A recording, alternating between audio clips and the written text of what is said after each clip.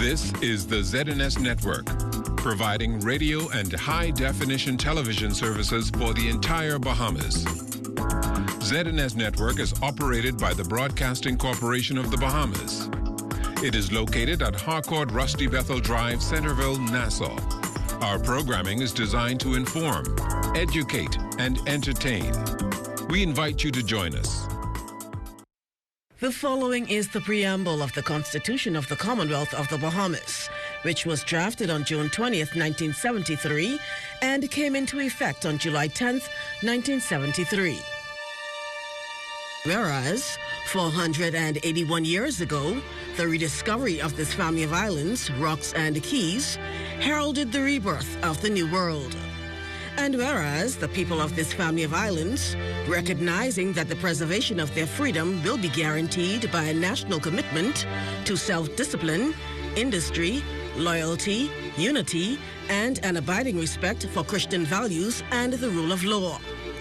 Now know ye therefore, we the inheritors of and successors to this family of islands, recognizing the supremacy of God and believing in the fundamental rights and freedoms of the individual, do hereby proclaim in solemn praise the establishment of a free and democratic sovereign nation founded on spiritual values and in which no man, woman, or child shall ever be slave or bondsman to anyone, or their labor exploited, or their lives frustrated by deprivation, and do hereby provide by these articles for the indivisible unity and creation under God of the Commonwealth of the Bahamas.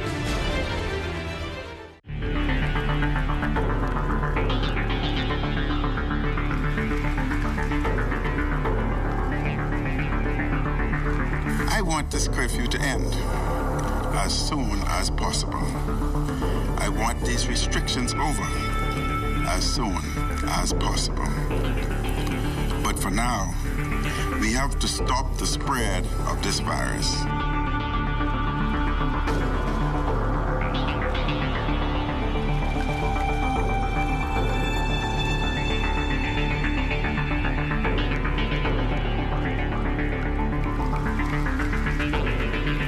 Bahamas at the beginning of an expected COVID-19 surge. Legislators to approve an extension to the 24-hour curfew and a change in leadership at the Royal Bahamas Police Force. Good morning, everyone. I'm Makush Lapinder, and this is your morning edition. 735,000 plus cases globally, and while the Bahamas at this point accounts for just a few, the number of infections here continue to rise. In this report, our Altovise Munnings tells us more about how the increase has again upped efforts to restrict the spread of the virus and in the process, save lives. I want this curfew to end as soon as possible. I want these restrictions over as soon as possible. But for now, we have to stop the spread of this virus. With 14 COVID cases on record in the Bahamas, 2 in Grand Bahama and 12 in New Providence, Prime Minister the Most Honorable Dr. Hubert Minnis once again reiterated his appeal to Bahamians and residents to adhere to the mandatory 24-hour curfew. The Prime Minister indicated at his national press conference Sunday that as the Bahamas is on the cusp of an expected surge of COVID-19 cases, he will seek parliamentary approval for the continuance of the emergency powers COVID-19 regulations and number 2 order implemented earlier this month to end on April 8th. He also listed some current and additional measures to the order. Pharmacies will be allowed to operate from 9 a.m. to 1 p.m. Banks will be allowed to operate from 9 a.m. to 1 p.m. Landscaping and property maintenance businesses and janitorial services businesses will be allowed to operate on Saturday and Sunday only. Pool maintenance businesses will be allowed to operate on Friday and Saturday only. All street or roadside vendors will be prohibited from opening. I repeat, all street and roadside vendors must and will be removed by the police. Our streets will be cleared. This does not include newspaper vendors who should remain at one location. I wish to advise that all public parks will be closed beginning at 9 a.m. on Tuesday, the 31st of March. The government will introduce a food shopping schedule. Shopping days and times will be designated based on the first letter of a person's last name. More details will be released further this week. This measure is intended to reduce the number of people on the road and to reduce the number of people at grocery stores at any one time. This is to reduce the spread of COVID-19. Again, let me stress, our food stocks are healthy. There are no shortage of food supply. There is no need for panic buying. Prime Minister Minnis assures the Bahamas that Royal Bahamas Police Force officers will increase their manpower to enforce the curfew regulations, as he laments that there are still too many people driving on the road. Individuals aged 75 and older are asked not to leave their homes. Those between the ages of 65 and 74 should work from within their homes. And the purpose is not to isolate our senior citizens by asking them to stay at home. The purpose is to save lives. Let me be very and extremely blunt. Some people have very hard heads. Well, the virus is harder and badder than the hardest of heads in this country. And as the old people would say, hard heads don't make good soup. But together, the Bahamian people are stronger and more resilient than this virus, but only if we work together. And I repeat again, stay at home. Stay off our streets. When you stay at home, you limit your exposure to people who have this virus in the Bahamas. Altaviz Munnings, ZNS Network News. Well, as noted, House members will this morning meet to debate a resolution approving the continuance of COVID-19 emergency powers. As the Prime Minister explained during yesterday's press briefing, the plan is to extend those powers by another 8 days to April 8th. Well, funding to fight COVID-19 that could benefit small island nations like the Bahamas discussed by the United Nations. It's a wide-range initiative that could help countries bounce back from the effects of this pandemic. Representing the Bahamas during those telesessions is Ambassador and Permanent Representative to the UN, Her Excellency Sheila Carey. The Secretary General has been active in helping to lead the global response to COVID-19. He has called on world leaders to come together and offer an urgent and coordinated response to this global crisis. And on 25th March, the UN launched a global humanitarian response plan for $2 billion to assist the most vulnerable countries. This three-part action plan includes first tackling the health emergency, second, placing focus on the social impact and the economic response and recovery, third and finally, prioritizing the responsibility to recover better, to ensure that countries do not lose the developmental gains they made prior to this crisis. The Secretary General has also appealed for a global ceasefire and called for a stand against increasing hate crimes targeting people perceived to be associated with spreading the coronavirus. The ambassador notes that the Bahamas is also a member of the Alliance of Small Island States. This body lobbies for assistance at the UN level and is once again seeking support in the fight against COVID-19. The UNDP affirmed its readiness to support small states in urgently and effectively responding to COVID-19. UNDP will both promote and implement a response that supports countries to face the challenges beyond the health sector, to both limit the spread of COVID-19 and to mitigate the potentially devastating impact it may have on vulnerable populations and economies. UNDP assistance covers every facet of the fight: the preparation, the response, and the recovery. An example of this could be, in conjunction with other agencies, assisting governments with the procurement of needed equipment and medicines and other supplies, and providing advice, guidance, and other logistical support.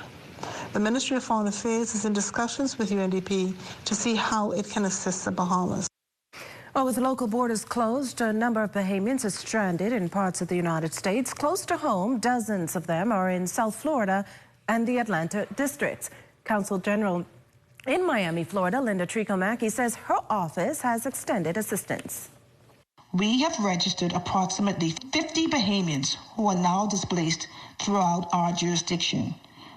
However, with our limited resources, we are assisting them on a case-by-case basis. Much consideration is being given to all who are displaced. Some accommodations, others a listening ear, and encouragement to those who are just simply concerned about what tomorrow brings. We will not be able to help all, as they may deem necessary, but we are doing our best to respond to their basic needs. Our switchboard and emergency numbers are all utilized, including our personal cell phones. And for those who have loved ones, we want you to be assured that we are here to serve, and your family is our family. The border closure also impacting Bahamians in Cuba. After all, a number of them traveled to the island for medical and educational reasons. And while some of them returned home recently, Ambassador His Excellency Brent Dean says Bahamians remain on the island and his office is reaching out to them. For those that remain in Cuba, whether they are students, persons receiving medical care, or others, we continue to monitor our telephone lines and our email communications. Additionally, we communicate with Bahamians in Cuba and their family members via WhatsApp groups to provide timely feedback regarding the COVID situation that changes rapidly day by day.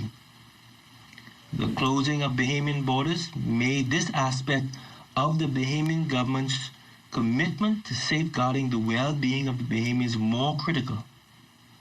The comprehensive border closure put Bahamians seeking to return home in an extremely difficult position, but this was unavoidable, given the unprecedented health crisis being experienced by the global community and the unprecedented actions required in the face of this challenge. According to the ambassador, the Bahamian office will also have to reach out to the Cuban government for assistance at various levels. As best as possible to ameliorate the situation confronting Bahamians. We are here to communicate information to Bahamians regarding measures implemented by the Bahamian and Cuban governments, assist in contacting loved ones in the Bahamas, make available a small amount of financial support to cover meals and accommodations if someone is experiencing financial hardship, intervene with the Cuban authorities to get extensions of visas or immigration stays so there are no penalties applied, assist in facilitating the procurement of supplies in compliance with measures imposed by the Cuban government, to request permission from the Cuban government to facilitate the provision of supplies to Bahamian students and other nationals in provinces other than Havana. Coming up, a red letter day for the Royal Bahamas Police Force. The Minister of National Security joins us live as COVID-19 impacts the historic handover. You're watching the Morning Edition. Stay with us.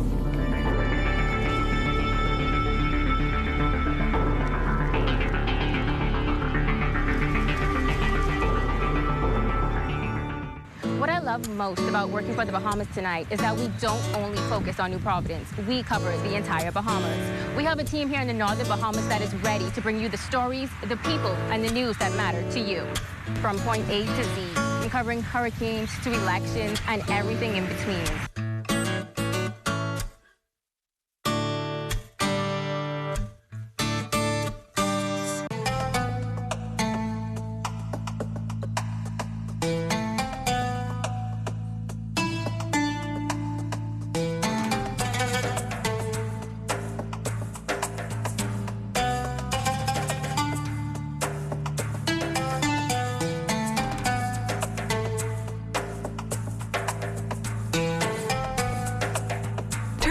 Bahamas Gallery, number 3 Safri Square, Bay Street, Nassau, Bahamas. Self-isolation means taking simple steps to avoid close contact with other people as much as possible, as you would with the seasonal flu. If you've been in close contact with somebody confirmed with COVID-19 or suspect that you have it, self-isolate for 14 days. You can self-isolate by staying indoors and away from family for 14 days. Choose a well-ventilated room with a closed door. Household members should stay in a different room, or if that is not possible, maintain a distance of at least 3 feet. Use a sealed waste basket and double bag your waste before disposal. Limit movement in your house. Stay in your assigned space away from the rest of the household. The caretaker will bring food and anything else you need. Use separate cookery and cutlery. Use a separate bathroom and clean it regularly. Use separate towels, separate cleaning linens, and clothing. If you are in need of care by household members, limit the number of caregivers. Assign one person who is in good health and has minimum risk conditions. Most importantly, remember, do not invite others over. Should you or anyone you know feel that you've been exposed to the coronavirus, contact the COVID-19 hotline at the Ministry of Health immediately. To reach us, call 376-9350, 376-9387, 300-2619, or our 24-hour hotline at 502-7382. For more information, visit covid19.gov.bs. This public service announcement was brought to you by the Ministry of Health and this television station. Hi, I'm Stuart Cove, and for many years, I've taken pride in introducing young Bahamians and international visitors to the wonders of our Bahamian underwater world. Our marine ecosystem helps to keep our tourism industry and fisheries sector healthy and lucrative.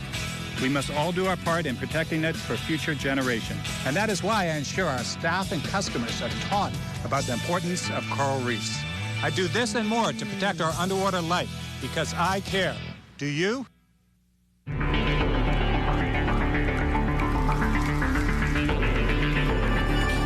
A change of leadership at the Royal Bahamas Police Force, with outgoing Commissioner Anthony Ferguson handing over all instruments of appointment to his successor, Paul Roll. Joining us live in studio this morning is Minister of National Security, the Honourable Marvin Dames. Minister Dames, welcome to the morning edition. Thank you so much.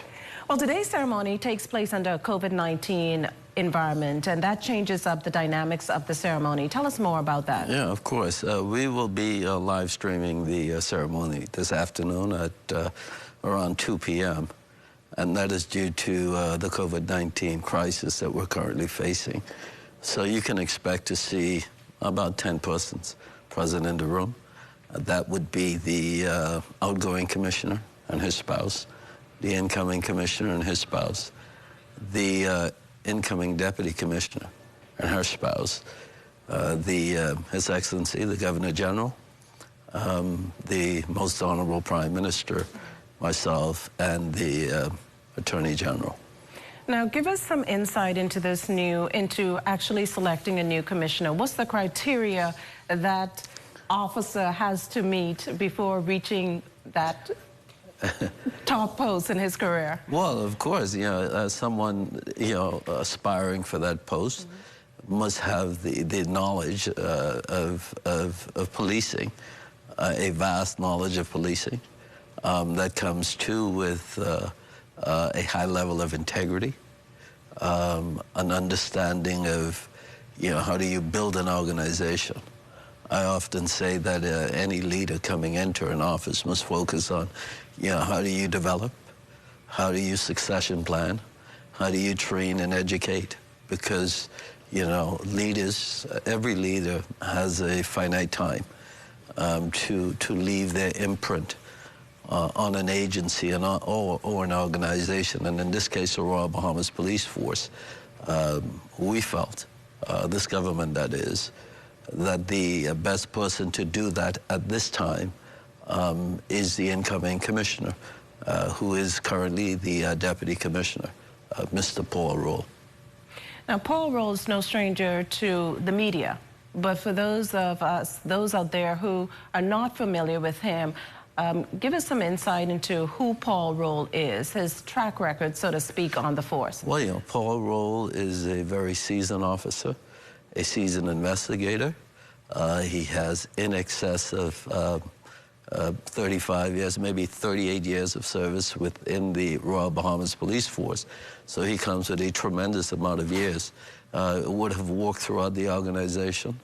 While serving in the police force myself, I had an opportunity to have Mr. Roll as one of the members in the Central Detective Unit at the time. I can recall, actually, as a young university student, coming home during the summers, working with Paul Roll in what was called at the time a CID. And, you know, I certainly observed from that time that, you know, this individual had a tremendous amount of knowledge and potential to move up the ranks during his service. And I was not wrong. He certainly demonstrated that. And in these days and times, when you are about to select a commissioner, you want to know that you have someone who understands the full range of policing, but in addition to that, too, who's trustworthy and who brings a tremendous amount of integrity and respect to the job. This agency is one of those agencies where you can't afford to make a mistake. And we feel that, you know, at this time, he is the right person for the job. Any specified time for an acting commissioner to, let's say, shadow the current commissioner before actually? Well, we have a plan in place as a government. Prime Minister and I continue to speak to it. When we speak about succession planning and building an agency, that is exactly what we mean. You know, when we came into office, one of the first things we did was commission a manpower audit of the force. And that gave us a good understanding of where the force was positioned, what we needed to do as a government to strengthen the agency and to move it ahead. And that's exactly what we have been doing since being in office. And we are now strategically positioning the force to face the challenges of the future. And we do have a plan. That strategic positioning, does that include any more changes in terms of today we will see a new commissioner and deputy commissioner, any other top changes to the police force? Of course. Certainly you'll have the commissioner, the new incoming commissioner, deputy commissioner, but there will be other ranks, other persons elevated in the not too distant future, throughout the rank and file, from assistant commissioner on down to corporal. But what we're doing as well is we're focusing a lot on succession planning. So who are those next tier of leaders? All right, and so we're not selecting one person, but a group of persons. And when that time comes, which will be very shortly, because many of these officers at that top tier of the agency only have a finite period, maybe as much as 2 years, before the leadership changes again. And so we have our job cut out for us. But we do have a plan to certainly identify that next tier of leaders so that we can begin preparing them to lead this very proud agency into the future. Any parting words for the outgoing commissioner? Yeah, I mean, you know, Anthony Ferguson is a friend of mine. He has always been.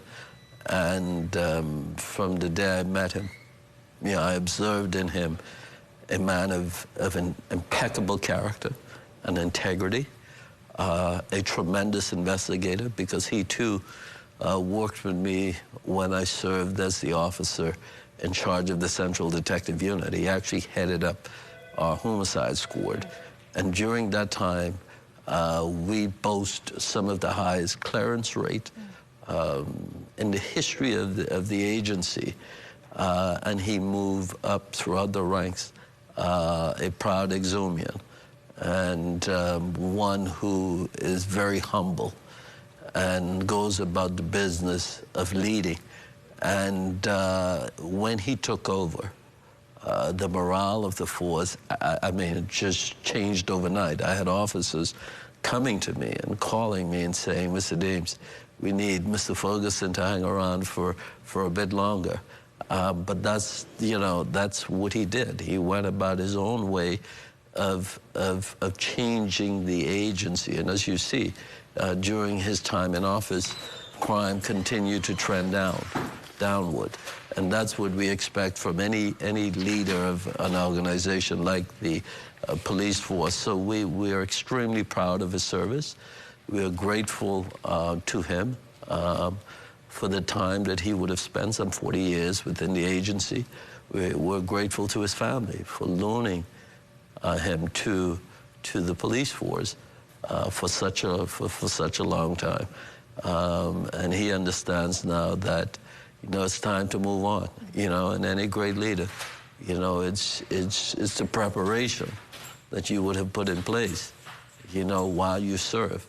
And although he served for a very short time, his legacy is a good one within the agency, and that's what any leader would hope, you know, after they would have served.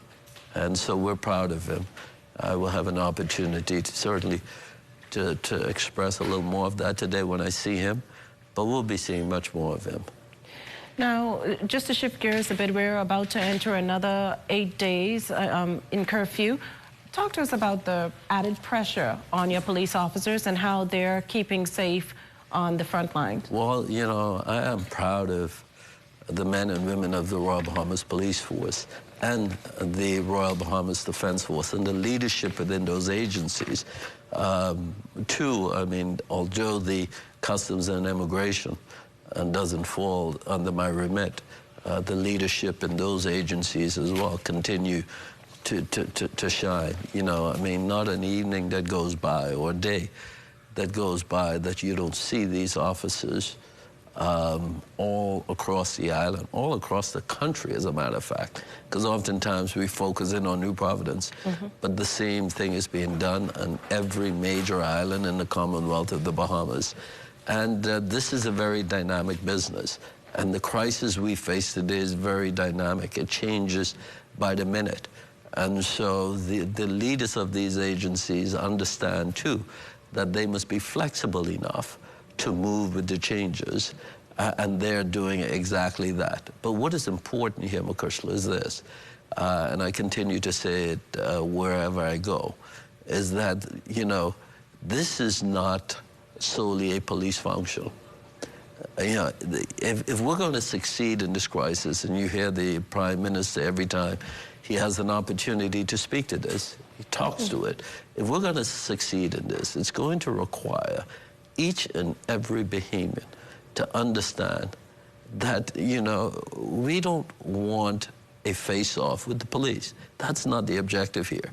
The objective is what we're saying is that we're putting in place these measures so that we can first and foremost protect ourselves, right? And by extension, if we're taking care of ourselves, then we will take care of our families.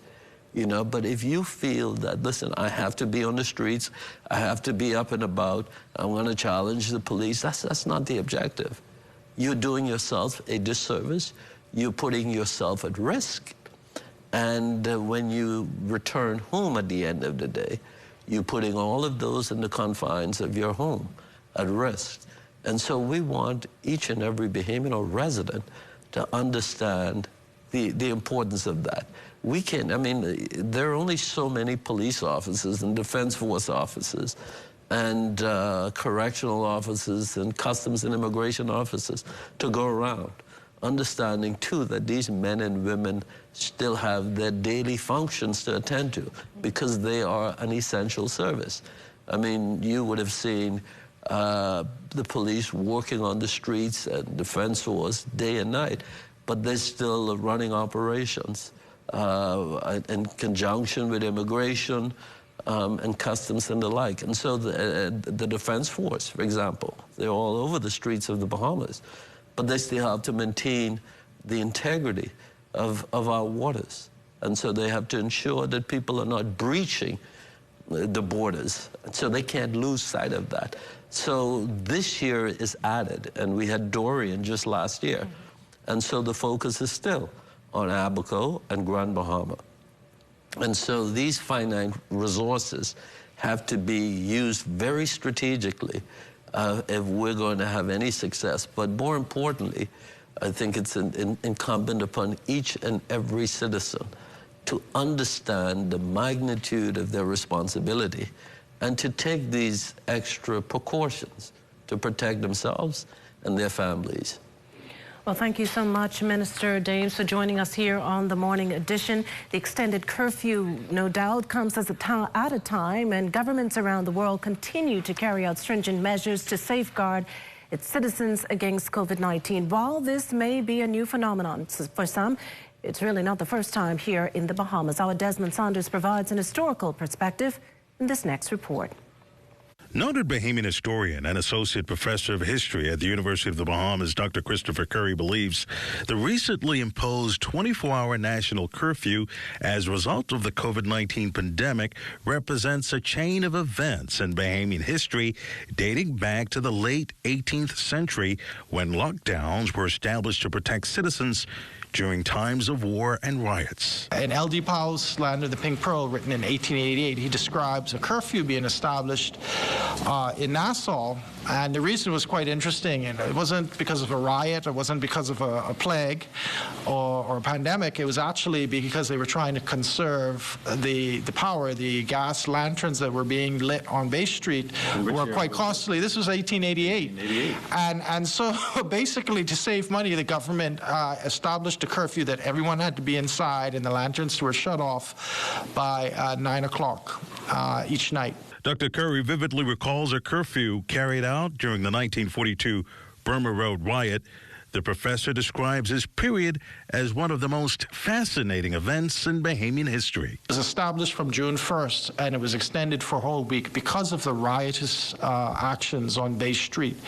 What's fascinating about the Burma Road riot, and there were many soldiers that were brought in to police and enforce the curfew, there were persons who were curfew breakers, and it's reported in the newspapers that they were at one point, less than a week after the Burma Road riot, I think it was June 5th, they arrested 35 persons initially for being curfew breakers. And there were at least 5 Bay Street merchants who were part of that 35 that were arrested. And one of the 5 that was really interesting was none other than Roland Simonet, who would later become the Premier of the Bahamas. Dr. Curry says the current 24-hour curfew was not as extensive as the 1942 curfew, but he did identify some similarities. Persons, even 5 days after the riot, were upset by the curfew regulations because apparently people were used to eating their fine dinners at 7 or 8 o'clock at night. And remember, this is in the summer, so the sun is setting, 7:30, 8 o'clock. And so the housekeepers and domestics who worked in these palatial homes in the east, for example, had to leave at a time that was beyond the curfew. The historian is applauding the government's handling of the COVID-19 crisis as he believes that these steps are necessary to treat and manage the growing health threat. On a larger scale, he says a curfew should act as a temporary measure to achieve a greater feat of normalcy and another lesson in Bahamian history. Desmond Saunders, ZNS Network News. Well, a spike in local freight forwarding as Bahamians remain in the trenches of a 24-hour curfew, with hundreds of businesses impacted and long lines continuing at approved stores. The need to find necessary supplies for some is expanding beyond our borders, and as Lloyd Allen tells us, online buying remains an option. With the entire nation under a 24-hour curfew, companies like Go Postal are making adjustments to better assist all customers. Amazon's Fulfillment by Amazon program, through which it provides warehousing and shipment services for products from third-party sellers, as well as its largest vendor shipment services, are being partially suspended through April 5th due to the global coronavirus pandemic. According to a statement on its website, this suspension will allow Amazon to prioritize shipment of household staples, medical supplies, and other high-end products. Right now, we only have two of our lock boxes available, but we're not using them right now. We just want to don't have any of our customers interact with coming out into stores, especially with the 24-hour curfew. So what we're offering right now for our customers is that we're doing free deliveries. According to manager Dominique Butterfield, the recently launched lock boxes at Go Postal are on pause, but other service options remain on the table. We would have sent out an email just advising our customers that yes, we are still open, and as well as they can call or they can send an email of their home address, and we'll be able to just drop off their packages for them. Prior to COVID-19, at-home delivery was a paid service, but to remain competitive, Butterfield says the company is doing its best to survive. I have seen a decline in some of our online stores, especially in our China, with like AliExpress and Alibaba, where we would have had most of our female customers who would have ordered beauty supplies, like hair supplies and eyelashes. Meantime, there are some items showing an increase from major U.S. stores like Target and Walmart. A lot of customers are finding different sites that they can order their items from. So with the decrease, a lot of customers are going more to the U.S. storefronts in terms of purchasing rather than foreign and Chinese. With its Miami-based office subject to an 11 p.m. curfew, Butterfield says all that can be done based on what is known is being done. Our staff, they've been practicing the distance from one another as well. They've been sanitizing everything, sanitizing the packages and all in the pallets, and they're still operating. UPS is still the shipping out. DHL, FedEx, all of the major carriers are still shipping out. So once they're still in operation, we can definitely provide the service. And while there is no certainty on how long this curfew will remain in effect, one thing remains true. International shipments remains an option for locals. Reporting for the morning edition, Lloyd Allen, ZNS Network News. Well, how is COVID-19 impacting you? We'll offer help when the morning edition returns.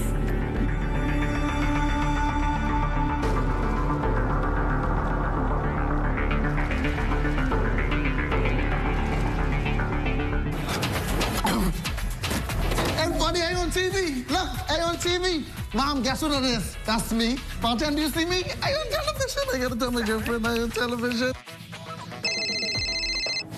Hello? Babe, turn your television to ZNS. Quick, I on television.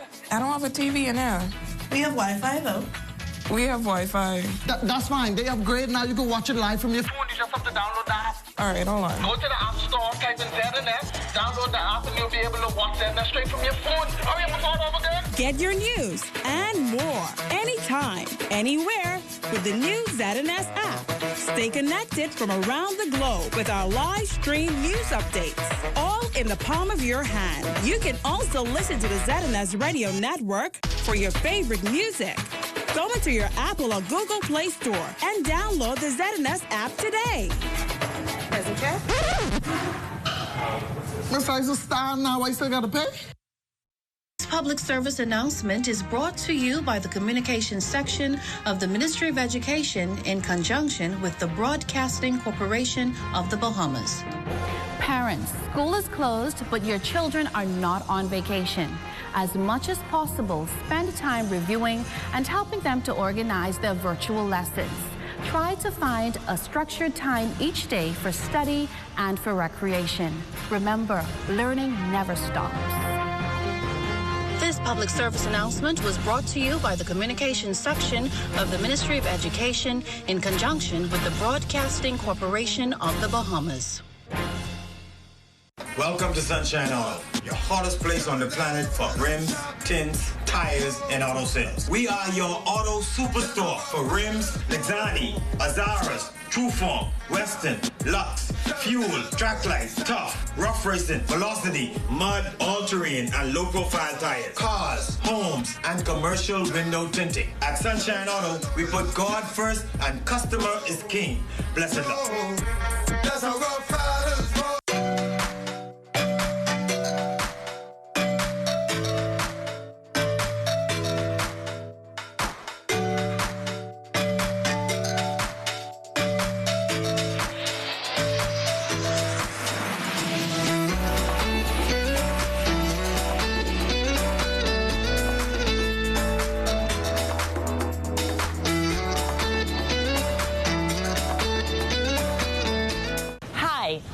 I'm downtown Natasha Brown, and welcome to The Ultimate You.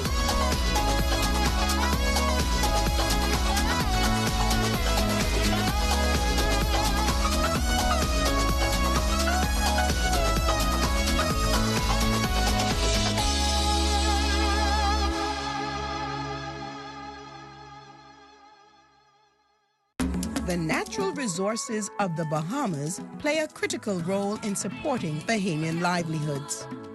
For example, the fishing and tourism industry, which include fishermen, seafood exporters, hoteliers, dive operators, restaurants, and others. Collectively, they generate approximately $1.5 billion a year. Therefore, we must respect and preserve what we have. These resources belong to us. This is my livelihood. This is my livelihood. This is my livelihood. So let's all do our part to maintain our local economy and a good quality of life. Remember, if we take care of nature, nature will take care of us.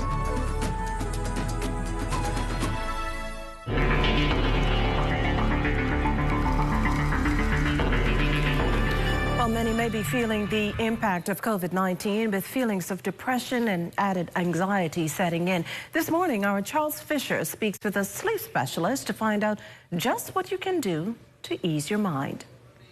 During these trying times, most of us are doing things we are not accustomed to. Curfews, lock-ins, and yes, sleep pattern is surely off. Dr. Winston Campbell, who specializes in sleep medicine, knows a lot of what causes persons to be experiencing sleep disorders at this time. Anxiety and the worry really has an impact on that, and people watch the ceiling for a couple of hours because there are a lot of thoughts racing through their mind. And so again, what should be sleep time is staring at the ceiling time. And so they wake up again deprived. Sleep is really the fifth vital sign. And we all need to have that quota of sleep. In all of us, we have a sleep center in the brain, and that automatically gives what we call an endogenous or built-in time clock, sleep clock. And when that is disrupted for a number of reasons, then that can produce disorders in sleep. Just like how we should all be disciplined and follow the laws of the government, so should the body. The body loves regimentation and order. It loves, and that's what the sleep clock needs to be entrained. You see, we have our sleep clock, which goes on for a period of 24 hours. It's not exactly 24 hours, but it's entrained to that 24-hour cycle, related to night and day, where you go to sleep at a certain time and you wake up at a certain time. And of course, you want to minimize the interruptions of your sleep, the things that bring on what we call wake after sleep onset. So if you go ahead and deprive yourself of sleep, the entire body rebels, and it rebels in a multitude of ways. Short sleep or fragmented sleep is really, we know, the root cause for many of our chronic non-communicable disorders. Pressure, sugar, type 2 diabetes, people who have heart problems, arrhythmias, strokes. All these things we know can emanate from people who have short sleep or fragmented sleep. Some may resort to pills or sleep aids to help them at this time. Everything has a double edge to it, and sleeping pills and things of that nature are not something you really should be, jumping into willy-nilly. Even alcohol, because people may take alcohol to get to sleep, but after about 4 hours or so, when the alcohol breaks down, then their sleep becomes disrupted. So they find that, around 2 or 3 o'clock, they're waking up in the morning because their sleep is interrupted. The best thing you can really do for yourself at this time is to entrain your sleep clock so that you go to sleep at a specific time on a regular basis, wake up at a specific time. Exercise is very important. Other thing you really want to do is to make sure that you're eating and dieting well, because everybody at home now, you know, there's a lot of junk food going along. So it's important to have that diet and exercise regime in addition to maintain yourself during this period of lock-in. For the Morning Edition, I'm Charles Fisher. Well, religious leaders globally are also offering advice on how to ease the growing tension in today's world. Pastor Dave Burrows from Bahamas Faith Ministry shares his perspective on the issue and what you can do. My dear Bahamian family, we're living in a time we've never been in before. These are trying times and difficult times. But I want you to know all things are possible if you believe. We can make it out of this. The Bible tells us to make the most of every opportunity, even when the days are evil or challenging. We are facing some challenging times. However, if we have a resilient attitude, if we have a positive attitude, we can make it. I want you to know that there's things happening all around the world that show just what can happen even in a difficult period. Right now, hotels that used to be closed are now being used as hospitals. Airlines are now being used for cargo.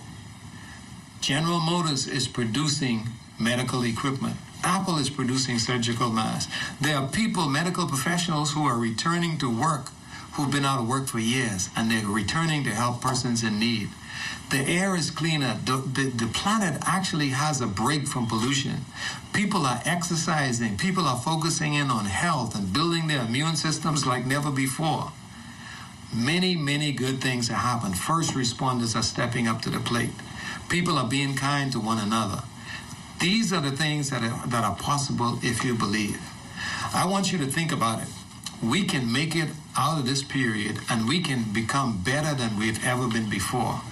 How do we do that? Well, there's several things I want you to consider. The first thing is we have to do what Jesus said.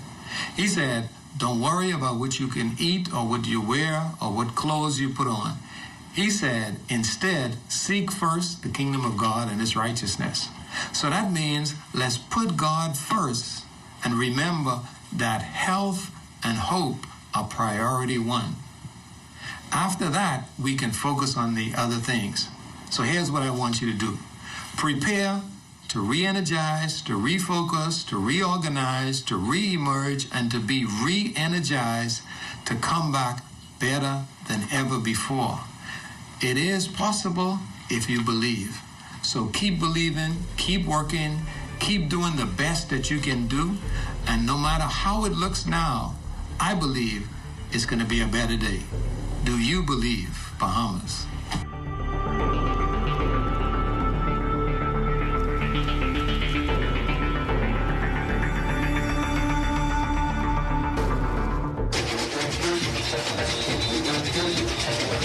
For the latest news and highlights in Bahamian culture, tune in to the new Jagadu 242, Saturdays, 10 a.m. to 11:30 a.m. on the ZNS Radio and Television Network. Radio Bahamas 1540 a.m. on 104.5 FM and TV 13. Each week, host Arlene Nash Ferguson and Darren Bastian engages listeners with some of the movers and shakers of Jagadu and Bahamian culture. Don't miss Jagadu 242, Saturday at 10 a.m. to 11:30 a.m. on the ZNS Radio and Television Network.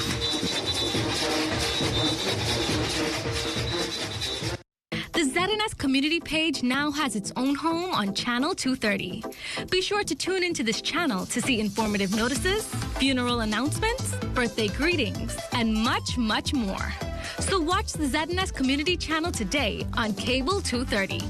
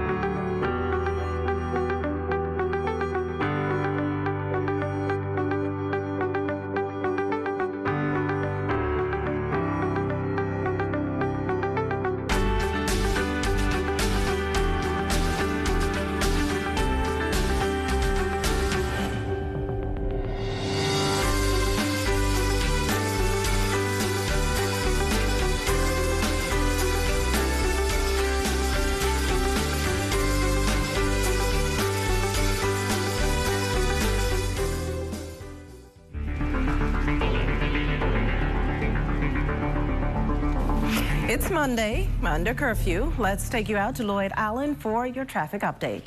The traffic report is sponsored by Bahamas First. First in insurance. Today, tomorrow. Yes, good morning, Makushla. Good morning, Bahamas. Of course, this morning you're looking at a drone shot. This is in the area of Rawson Square, downtown Nassau. We expect, of course, around 10 o'clock this morning that the House session will begin, where government officials will analyze efforts so far as it relates to targeting COVID-19 here in the country and what further measures may need to be put in place. As it relates to weekend traffic, we have a new setup here as well, minimizing or rather enforcing that social distancing. We've received a report this morning from police officers where they say that over the weekend, when it refers to accidents with damages, there were 18. In reference to accidents involving injuries, there were 6. There were also 2 hit and runs. They say there was 1 traffic fatality, and hospitalized victims succumbed to his injuries as a result of that accident. They say that 11 persons remain hospitalized, and they're advising the general public to please be warned that the curfew, the 24-hour curfew, still remains in effect, and persons found violating the curfew will be arrested and brought before the courts. Now, as you can see right behind me, there's minimal traffic in the downtown area. Of course, we imagine that those would include persons staying indoors, and only emergency personnel now traversing the streets. We would also like to advise the public over the weekend, some new information coming in from Bahamas Information Services. They say persons over the age of 75 are now mandated to remain indoors. If you are between the ages of 65 to 74, you are to work from home. For all homes, there should be 1 designated shopper, and we expect today or tomorrow that government officials will release a list or a schedule of how persons can begin those operations. Now, please be reminded, between 9 a.m. and 1 p.m., pharmacies will remain open. When it comes to pool maintenance and businesses, and general related businesses, those businesses will remain open on Saturdays and Sundays only. And in reference to public parks, official closure begins March 31st. That's tomorrow. Now, please be reminded that daily and hourly updates are coming in from the government. So we do remind you to please tune in here at the ZNS News Network for continued updates. As a country, we seek to minimize the spread of COVID-19. But reporting here from Rawson Square, downtown Nassau, Makushla, back to you in studio. Well, restrictions now on exercising in your yard, your confinement. That means you'll be able to tune in each morning to downtown Natasha Brown, and she'll be able to give you those workouts. Now, Tasha, we had a full week last week, and now with restrictions, persons not able to get out as much. What are we in for this week? Oh, we are really into an awesome dynamic week of routines. Good morning to all. And Fisher, it goes back to, we're going to use whatever we can find in the home. And if you have access right now to a chair, let's go ahead and get your chair ready.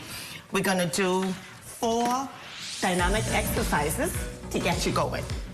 I'm going to start off here with step laterals off to the sides.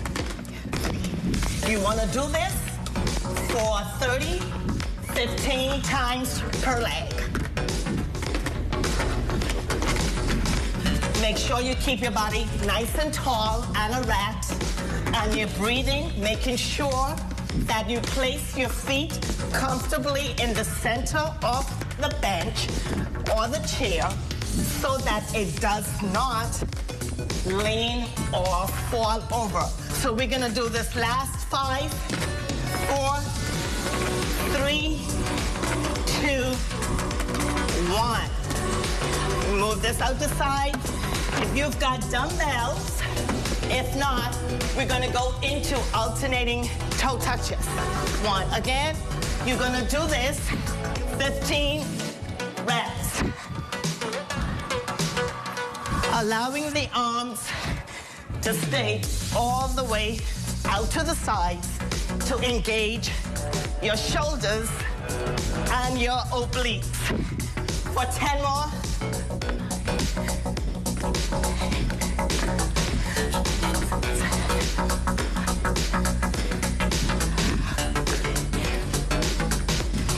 And now I see we have something. Great.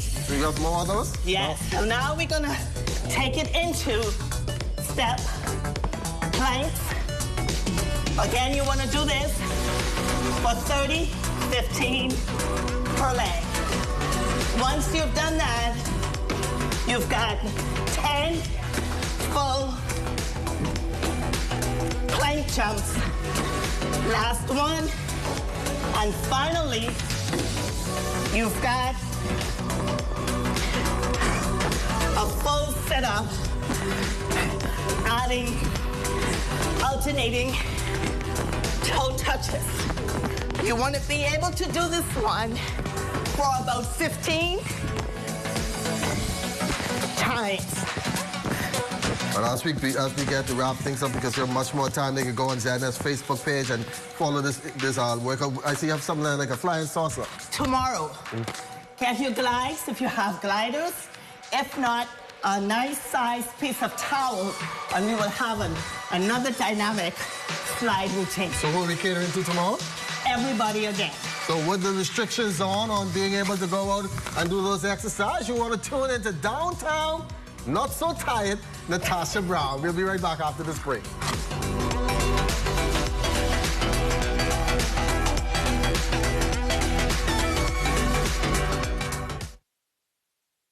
This public service announcement is brought to you by the Communications section of the Ministry of Education in conjunction with the Broadcasting Corporation of the Bahamas.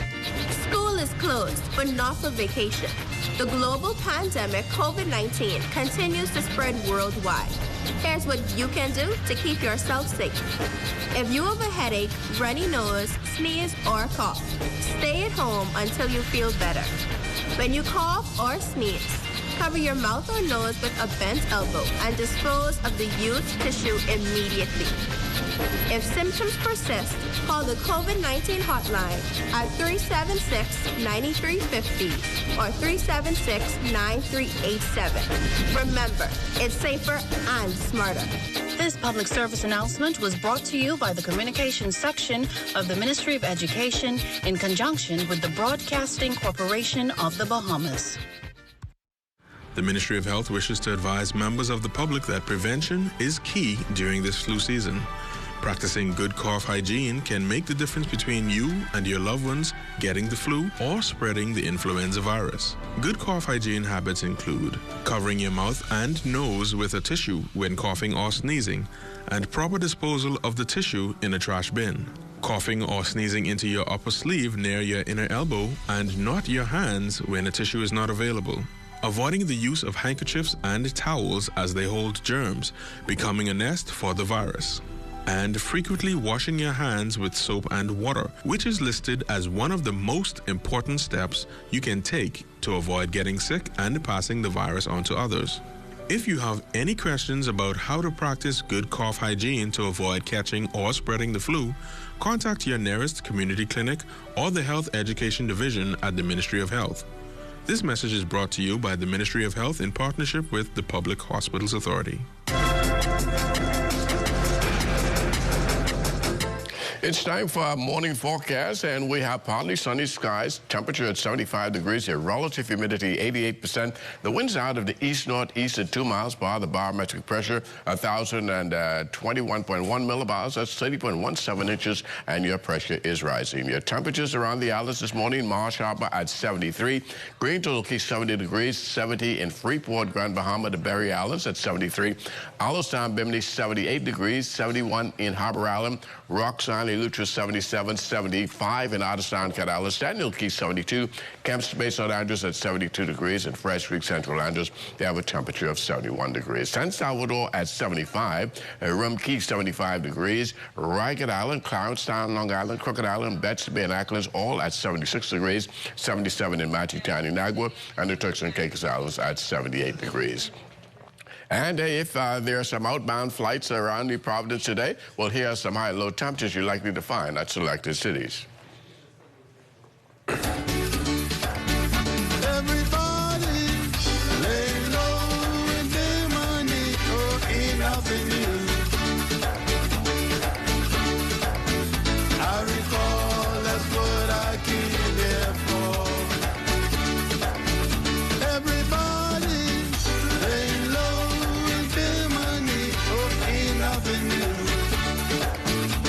That's going to do it for your potential travel forecast. Now for your boating forecast, for those cargo vessels that traverse in the waters of the Bahamas, you can anticipate light and variable winds in the northwest Bahamas, very flat sea conditions at 1 to 3 feet over the ocean. High tide, that takes place at 30 minutes past noon. Your low tide at 6:36 in the afternoon. Now for the central and southeastern islands, east to northeast winds, so those winds will start out of the east. They will be backing later in the afternoon out of the northeast at 10 to 15 knots, and the wave heights 2 to 4 feet over the ocean. Now for your forecast for today, our satellite pictures showing a ribbon of cloud just north of Lake Okeechobee. That's a frontal system that's heading our way. We expect that to get into the northwest Bahamas on Wednesday morning. Will bring with it some clouds, possibly some brief showers, and behind it a slight cool down taking place as well. Mostly sunny and pleasant today with a high temperature of 84 degrees. Tonight we're looking at near clear skies again with a cool 68 degrees for your low temperature. The extended weather forecast, beautiful weather into Tuesday, but some showers working their way in our forecast on Wednesday afternoon as that frontal boundary pushes through. Behind that, the skies will open up again on Thursday with lots of sunshine, and that will carry us right through the weekend with temperatures in the mid-80s, but they will be falling off into the low 80s by Thursday. Lakeisha? And we asked, and you delivered. It's now time to peep in on some of those videos you sent in, passing the time in lockdown.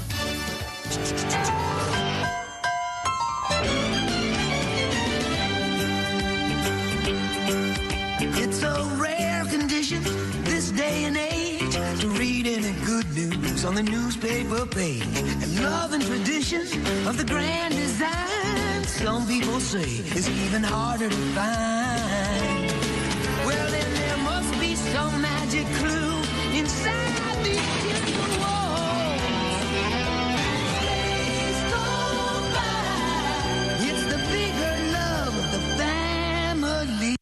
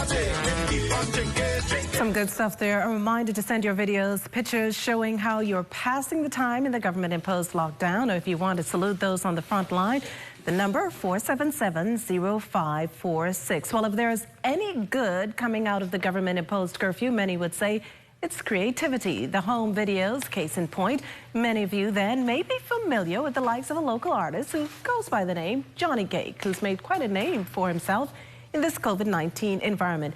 Welcome to the Morning Edition. Thank you, thank you. And let's first talk about this name. How did you come up with Johnny Cake? That's funny. Everybody asks me this question, how I do this. What happened was I was an artist earlier.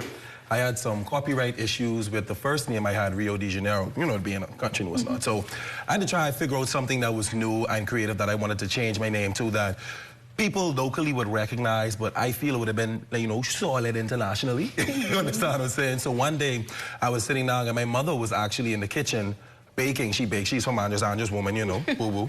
So, yeah, she was actually, and then she asked me if I wanted, like, you want some Johnny Cake? And like a light bulb. It was just like, Johnny Cake? Johnny Cake? That's it. You know, and from there I just went with the name. Now, there's no doubt where you get the material from for your songs, but how long did it take, really, to put together a song? Well, a song like the one that went viral on Facebook, that came from the heart. So that only took approximately 30 minutes for me to actually write and get it out, because I just started to flow out. I almost cried while I'm writing it, you know, because it's something that I felt and just came out just like that. 30 minutes, but 30 how minutes. long does it take to put words, the music to put the tracks down? It takes an hour. An hour, just an hour. Just one simple hour. See, I do the engineering myself. So I sit there and I know what to do, I know what to press, I know what to push, I know the hotkeys, and I just do everything quickly at a home studio I had to set up for myself because I can't go around people, you know? Is this the first time you've done something like this? No, actually, I've been doing this now since 2012. I had a single earlier through the years called These Girls Want Bamboo Shot. Everybody was singing that for a while, and then there was a song called Royals. So I've been doing music, actually, on the whole from 2012, but the parody lane that I'm in now, yeah, I started that a while ago. I just like to have fun with it, you know? Well, you've already told us who does the mixing, and that's you yourself. What's been the general feedback? I know I love it. Well, a lot of people, I've got a lot of different responses saying how they feel what I feel. They love the song. It keeps them entertained. It gives them some hope in this time right now, because you know a lot of people out there are somewhat depressed, and staying inside in isolation, that could do some things to the mind. So something that they could watch that's funny and keep them entertained. Yeah, I mean, it's good responses. Well, it's certainly a picker-upper in these challenging times. Thanks so much for joining us here on the Morning Edition, Johnny Cake. Before we leave, we would like to say happy birthday to our technical director, Agatha Christie, and our colleague, Siobhan Davis, Andrea Janor, also celebrating today. Ladies, enjoy. From the Morning Edition, have a wonderful Monday.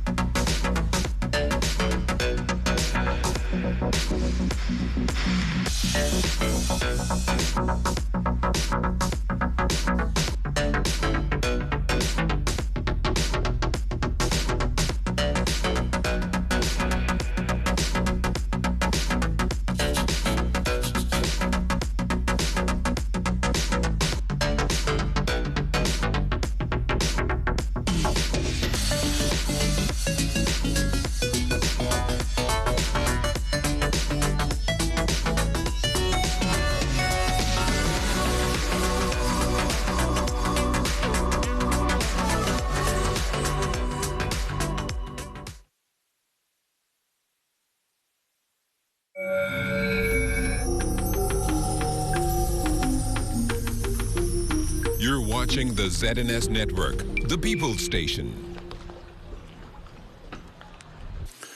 Parliamentary colleagues, health officials, members of the media, ladies and gentlemen, good evening. I want to provide the country and the media with an update on our continuing efforts to respond to the health and economic challenges posed by the COVID-19 virus. Health officials have confirmed 3 more cases on the island of New Providence. There is a total of 14 confirmed cases of COVID-19 to date.